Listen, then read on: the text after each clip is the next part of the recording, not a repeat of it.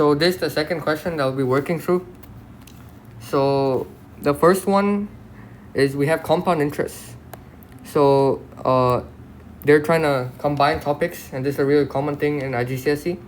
So you need to be able to make sure that you know how to retrieve information from different topics to be able to successfully integrate them. So in the first one, it says he invests $100 at 4% per year compound interest. So in compound interest, there's a formula that you should know. It states that the total amount at the end of your investment is equal to the initial amount that you invested, which is also known as the principal amount,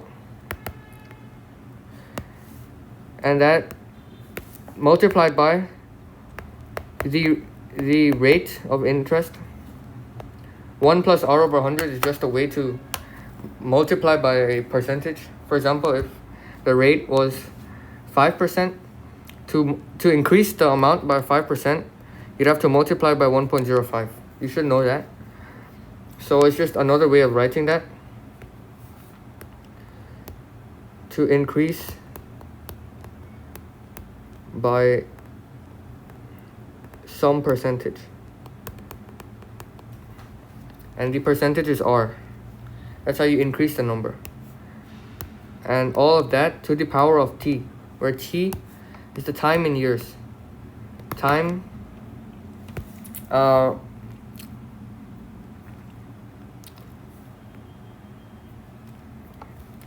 how long that he's been investing it for. So now that we have our formula, we can substitute the values. So A is equal to, the principal amount is $100, and then the rate of interest is 4%, so 1 plus 4 over 100, and then the time is 2 years, so we just put 2 in the top. It's sort of like how many investments there are, installments. So it's not necessarily time in years. For example, if it said 4% compound interest per month, and the time was 2 years, then you would have 24 as the time, because there are 24 months where the compound interest is applied in 2 years. But in this case, it's per year compound interest, and in 2 years, there's only 2 times that the compound interest will be applied. So now we can put that into our calculator, and we obtain a value of $108.16. $108.16. So that's our answer for the first one. How many dollars will you have after 2 years? 108.16.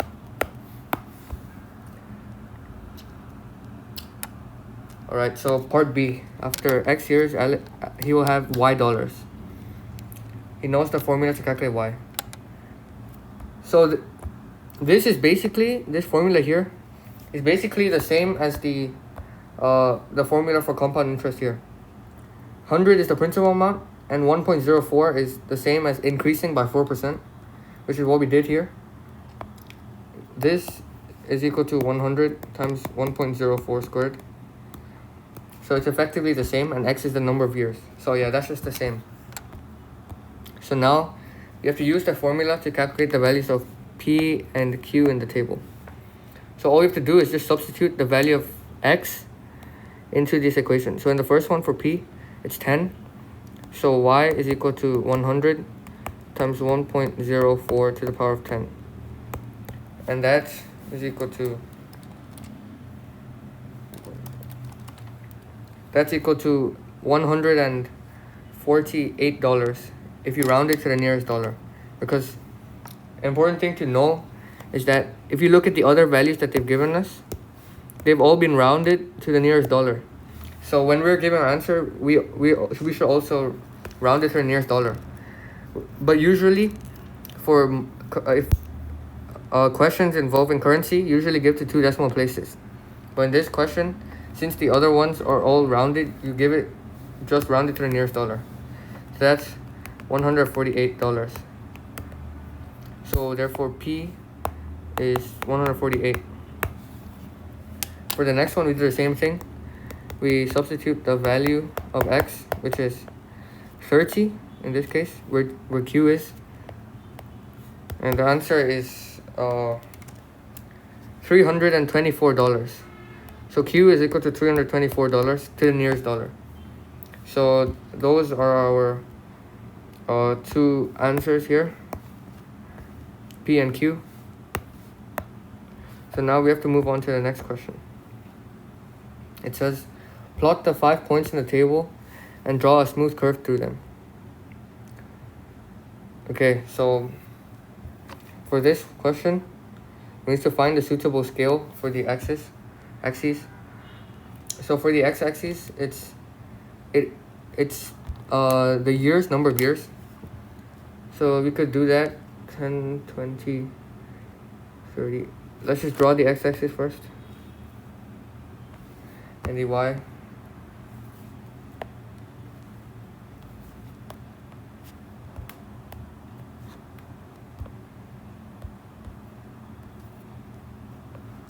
And now a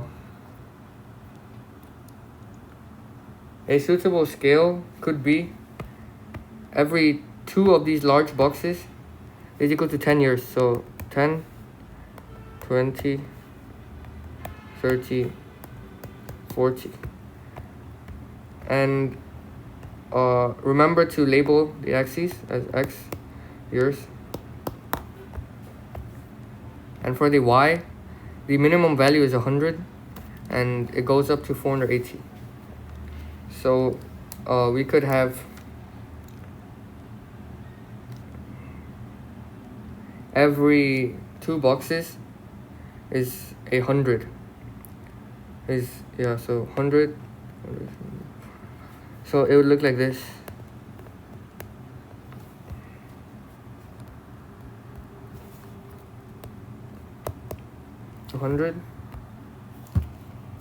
Every 2 boxes.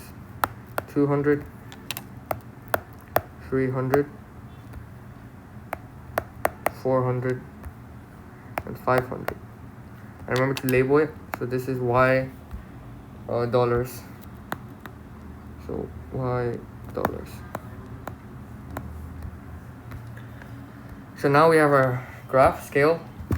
We just have to plot it now. So 0 years, and of course this is the origin O, 0. So when you have 0 years, the dollar is 100. They're $100. So remember to always plot a point with x. In maths, you should always plot a point with x. And now when t is 10, when x is 10, we calculated that p is $148. So we can plot that. So 10 is 148. So now how do we plot 148? We know that this middle part is 150 because it's in between 100 and 200. And since we know that each box is made of 10 little squares, we know that each, like the height of each small box is $5 because 150, the difference between 100 and 150 is $50, and there are 10 boxes in their difference, so therefore each box is $5. So to calculate, to plot 148, we know that this box right under 150, this one here is 145.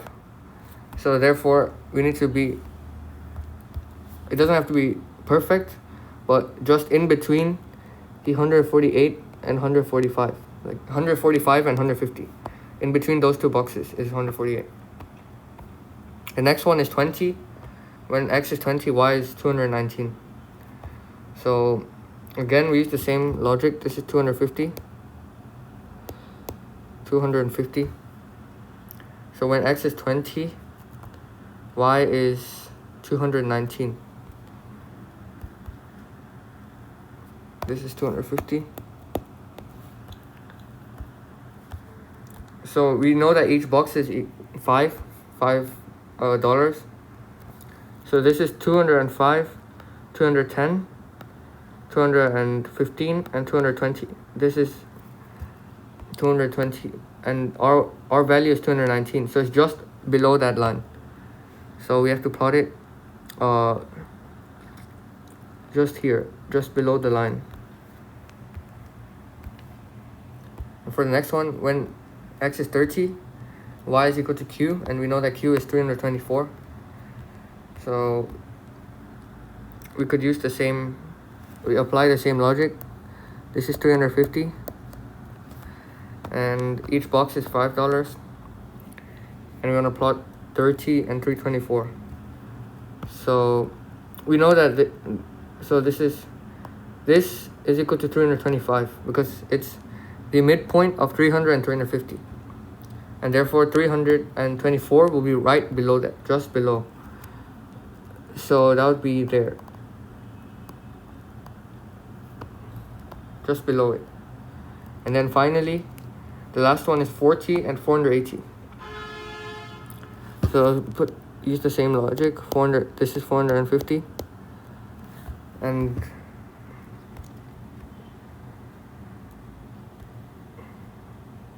so if this is 450,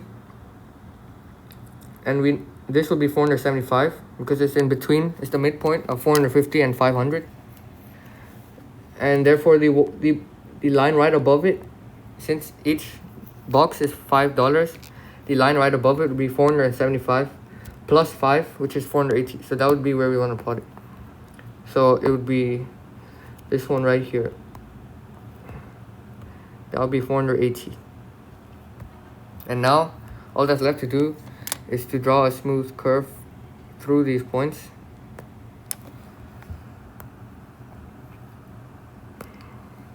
Something like that, but make sure it goes through most of the points. And notice that this type of graph is an exponential graph, which means that the y will continue to grow by more than proportional amount to x. So if x grows by 5%, y will later increase by more than 5%. I hope that video was helpful, and I will be uploading more. So if you have any questions that you need help solving, please put them in the comments, and share this with all your friends who are doing the IGCSE exam. I'm sure this will be helpful. So please put any questions you have below. I'll be more than happy to help. Thank you.